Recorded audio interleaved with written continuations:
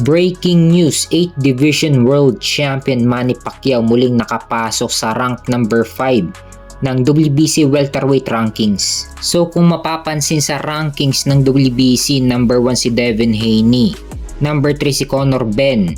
Ito dapat yung kalaban ni Pacquiao na gaganapin dapat sa UK, kaso nung panahon na yon ay suspended pa si Conor Benn. Pang-apat sa WBC si Caballoscas at rank number 5 naman si Manny Pacquiao. Matindi itong mga nakarang sa WBC ni Mario Barrios. Ang pinakamatinik na kalaban dito ni Barrios ay si Conor Benn. At kahit si Devin Haney, delikado din dito si Barrios dahil pupuntosan lang ni Haney si Barrios sa buong 12 rounds.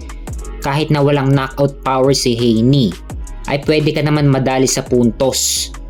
So abangan na lang natin ang pahayag ng WBC kung bakit nila nilagay si Pacquiao sa rank number 5 sa WBC ranking sa welterweight.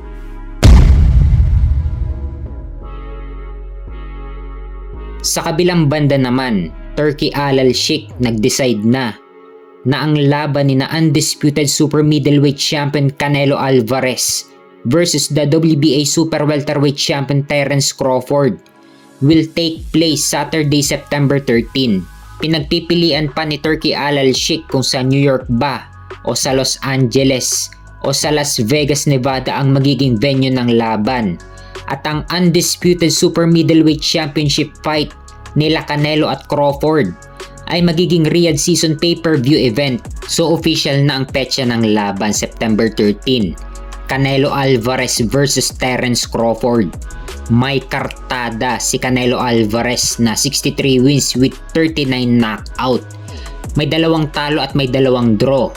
Samantalang si Terence Crawford naman ay may kartada na 41 wins with 31 knockout at walang talo.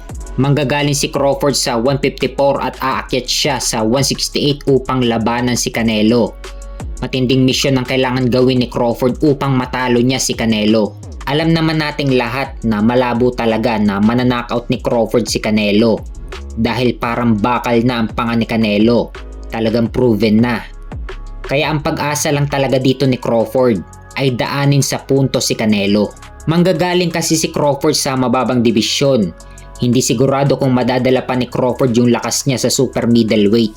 Kasi nung laban niya kay Madrimov, galing si Crawford sa welterweight sa 147 at umakyat si Crawford sa 154 sa super welterweight at nilabanan niya si Madrimov.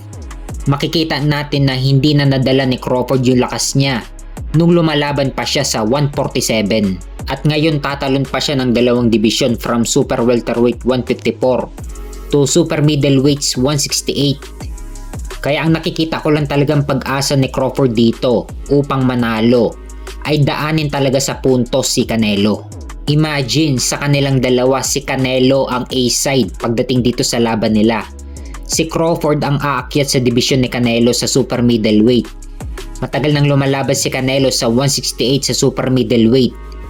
Dito siya unang naging undisputed champion at kauna-unahang naging undisputed champion sa super middleweight. Unang laban ni Canelo sa super middleweight, tinalo niya si Rocky Fielding via TKO sa round 3. Kaya nakuha ni Canelo ang WBA super middleweight title. Matapos nun bumaba at bumalik si Canelo sa middleweight. Ididepensa ni Canelo ang unified WBC at WBA middleweight title laban kay Daniel Jacobs. Panalo dito si Canelo via unanimous decision. After that, umakyat si Canelo sa light heavyweight upang labanan si Sergey Kovalev. Hawak ni Kovalev ang WBO light heavyweight title. Panalo dito si Canelo via knockout sa round 11. Sunod dyan, bumalik si Canelo sa super middleweight. Dito na niya sinimulang ipunin ang mga titulo sa super middleweight. Unang nilabanan niya si Callum Smith. Hawak ni Callum Smith ang WBA super middleweight title at pinaglabanan din nila ang vacant WBC super middleweight title. Panalo dito si Canelo via unanimous decision. Sunod naman, nilabanan ni Canelo si Avni Yildirim. Mandatory si Yildirim sa WBC ni Canelo. Idedepensa ni Canelo ang unified WBC at WBA super middleweight title. Panalo dito si Canelo via RTD sa round 3. Sunod naman, nilabanan ni Canelo si Billy Joe Saunders. unification ng WBC, WBA at WBO. Hawak ni Canelo ang unified WBC at WBA sa super middleweight at hawak ni Billy Joe Saunders ang WBO super middleweight title. Panalo dito si Canelo via RTD sa round 8. Sunod dyan, nilabanan naman ni Canelo si Caleb Plant. Isang undisputed ang laban nila. Unification ng WBC, WBO, WBA at IBF. Hawak ni Canelo ang unified WBC, WBO at WBA super middleweight title. At hawak naman ni Caleb Plant ang IBF super middleweight title. Panalo dito si Canelo via TKO sa round 11. So dito pa lang, lamang na si Canelo kay Crawford. Dahil division talaga ni Canelo ang 168. Pero may chance pa rin naman si Crawford, lalo na't magkasing laki lang sila ni Canelo. Malapad lang si Canelo dahil lumalaban siya sa mataas na division. Dapat 100% nasa kondisyon si Crawford sa mismong laban nila ni Canelo. Wag lang dapat sa timbang ang focus ni Crawford. Dapat paghandaan din niya kung paano niya tatalunin si Canelo sa gabi ng mismong laban nila. Kaya abangan natin ang laban nila sa September 13. Ito ang pinakamalaking laban ngayong taon, lalo na't parehas silang nasa pound for pound rankings.